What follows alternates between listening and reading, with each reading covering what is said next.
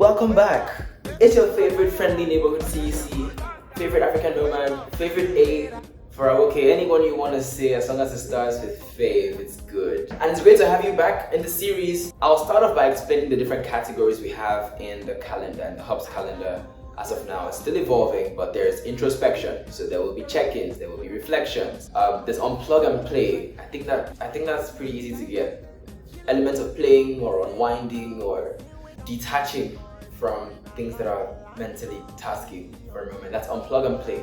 There's community building. So we have events like orientation or community gathering or things that essentially builds the community. You saw that coming. That's the community building aspect of this. And the fourth part of the calendar's programming is events and PD. Now, events and PD is events and professional development.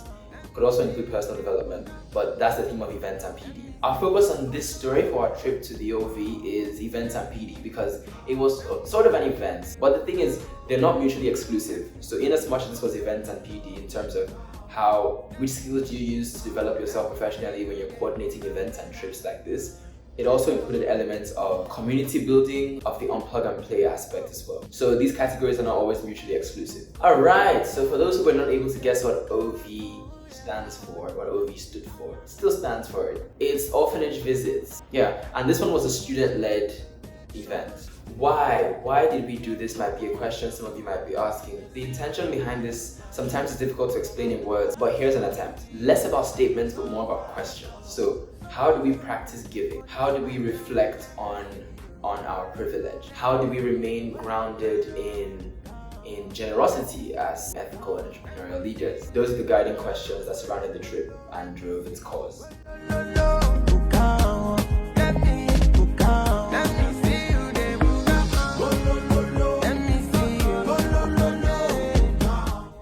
The orphanage visit was led by Stephanie, Joanne, Princess, Bumi, and Emmanuel, according to the people who signed up on the calendar, the comments that we have there.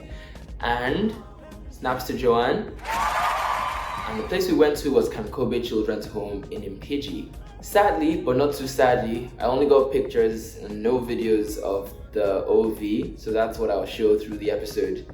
It took us several hours to go from Kampala to Mpigi, and we separated our group into 2 vehicles. Shout out to Joanne, who stepped in to assist with those logistics. Now, I don't know what happened in the other bus, but in ours, we had deep and rather entertaining conversations about African spirituality and how they manifest in different cultures, the concept of choice and free will. And actually, that conversation originated from theft. No, the conversation about African spirituality originated from stories of theft and robbery. Because by then I had already been robbed, and people in the car were resonating with different stories. And people in the car also have stories to tell, the things we've been through. And so that day, that was one of my highlights. Not just going to PG and spending time with the children, but in our car, those conversations. When we got to Kankobe, the staff took us around this really large compound, and there was also a farm somewhere else that they couldn't take us to because it was either too far or too big to fully explore.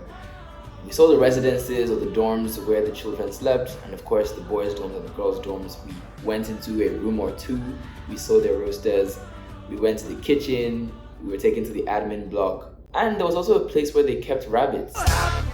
Afterwards, we had lunch with the children, and as you had expected, the vibes began.